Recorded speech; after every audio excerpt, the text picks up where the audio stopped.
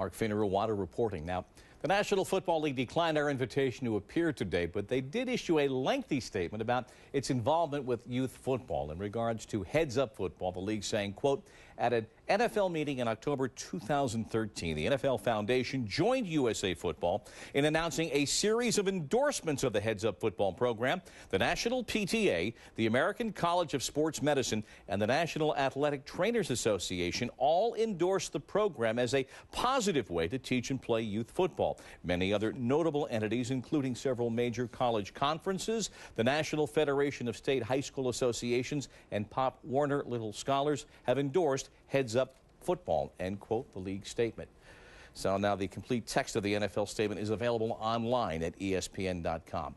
Heads Up Football, solution or not? Jake Plummer, he played 10 seasons in the National Football League. He's been an ambassador for Heads Up Football, but he says the program, quote, has an element of propaganda. Tony Casillas won a national championship with the Oklahoma Sooners and 2 rings with the Dallas Cowboys, and he's also an ambassador of Heads Up Football. And Sal Marinello is a certified athletic trainer and a member of the American College of Sports Medicine. He has taken the Heads Up training course, and he says basic science proves the program cannot work. Welcome, all 3 of you gentlemen. Sal, why do you say that? Bob, when you look at how they've broken down the complex tackling mechanics into all these steps, that kind of flies in the face of what we know about how the human body learns and maintains and kind of locks in those skills. So to take that 5 steps, it's really almost 15 steps that they're using to try to teach. And that lacks that element of specificity that you need to make that tackling technique or any technique really lock in. Tony, can you break down tackling into a 5-step process that can be recalled immediately in the heat of a game? Well, first of all, it's all about muscle memory, Bob. And I think what the Heads Up program does is try to break it down and, in layman's terms, teach the coaches and certify them to teach kids how to tackle. And I think that's the thing that you got to hit on. It's the grassroots of developing kids through youth football, through high school, through ultimately whatever the step may be, college football, or the ultimate goal in the NFL. It starts there.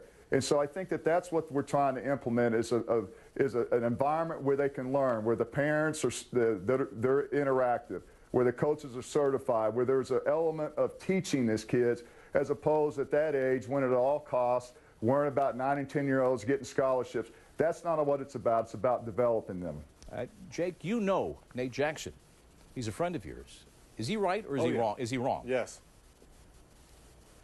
I'm sure there's some of what he's saying that holds truth, but both guys sound. Tony, you guys make great points. You know, I don't think it can happen where the game is going to be so safe that no one gets a concussion or you don't get hurt. And also, it's a great thing that they're actually certifying coaches now that are coaching these young kids that I believe shouldn't have pads on until they're 10, 11, maybe even 12 years old. The certification is important, and that the knowledge and really making sure the coaches are the ones that are pushing this, not the moms or the parents and the players, but the coaches have to understand when a player leads with his helmet and hits someone else in the helmet, there has to be something done. That kid needs to be told, hey, you can't do that. That's not how this happens, because that's what we see on ESPN. That's what the highlights have been showing for years and years.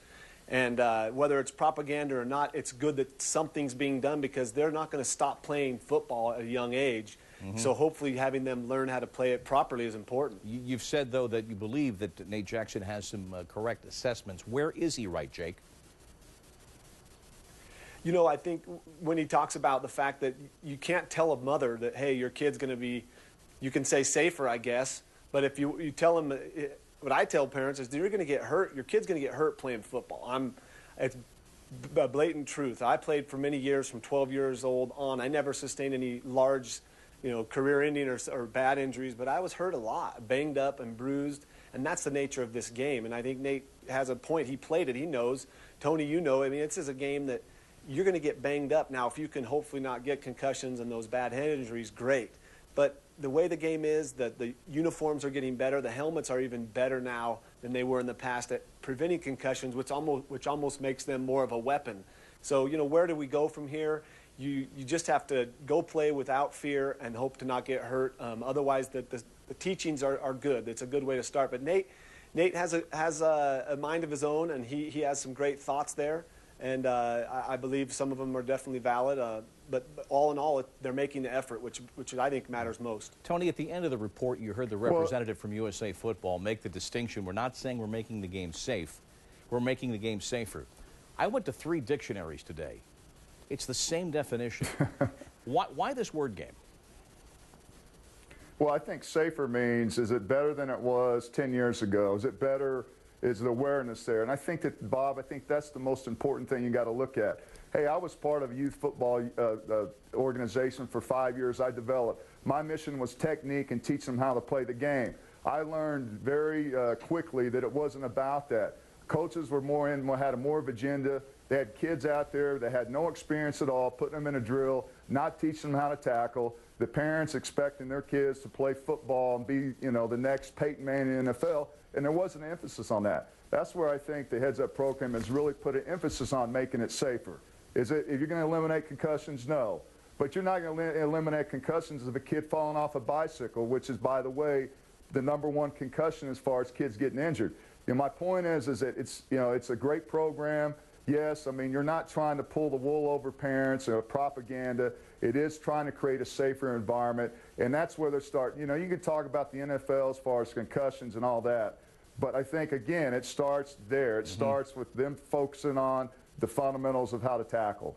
Sal, you heard me a few moments ago tick off an entire number of sports medical organizations, national PTA as well, that support Heads Up. In fact, you're a member of the American College of Sports Medicine. You're an outlier here. What do you know that they don't? Well, I mean, I think it's one of those issues that why would you not support it? It's almost like the old stereotype or the old line about who's not for clean air and clean water. I think it's who's not for safer football. I think we're in a gray area here with some word games. I think we're trying to increase awareness. I really don't think you could make it safer, because even if the tackle is performed better, that the head keeps moving and there's other things that can hit the head as a result of that tackle. So, we're talking about concussion awareness and the awareness of taking the head out. And like Tony said, making a lot of coaches aware that, hey, you know what, certain drills shouldn't be done with certain kids at certain times. But again, I think those organizations have no reason not to support the idea of a safer tackle. I think where we're running into some trouble is what we're telling people at the front line. Myself as a youth coach, as well as someone who's coached high school, I think of that parent who comes to me and wants to know if the game is safe or safer. And Bob, as you mentioned with that definition, those two words are pretty close.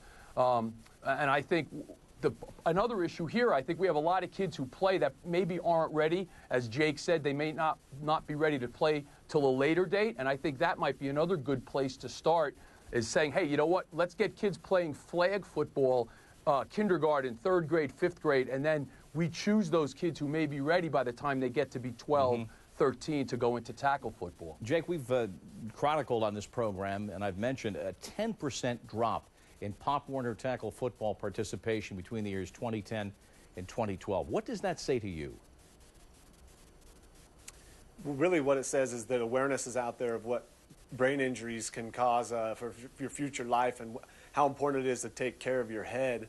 I think there's definitely youth sports is not going away, and as Sal just mentioned also, these kids, I think I've seen 11, 12-year-olds that are training already for football.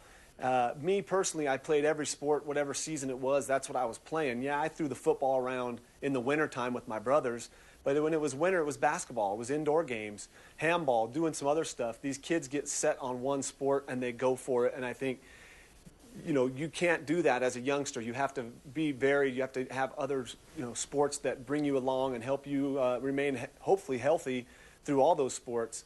But really eliminating concussions is impossible, or head injuries or injuries in football. It's impossible to do because you may tackle right, but that player may land on your head, and the impact of your head hitting the ground is what causes the concussion. So if these kids learn how to fall correctly, which you don't see kids running around, jumping around, and rolling on the ground much anymore because they're all focused on their sport. I think kids need to play. They need to learn how to play without pads. I learned how to tackle without a helmet at recess, and I was a really good tackler. I would run up and grab you without my head and not let go till you fell down. the game's going to get better. I think the NFL should be scared that if all these little youngsters learn how to tackle correctly, that there might be a defensive surge in about 10 years that maybe the scoring goes down in the NFL, which I know they don't want that because the high points and stuff is very entertaining. Sal, we've got about 20 seconds. If you believe that heads-up football is not the solution, very quickly, what is the solution here? Is there one?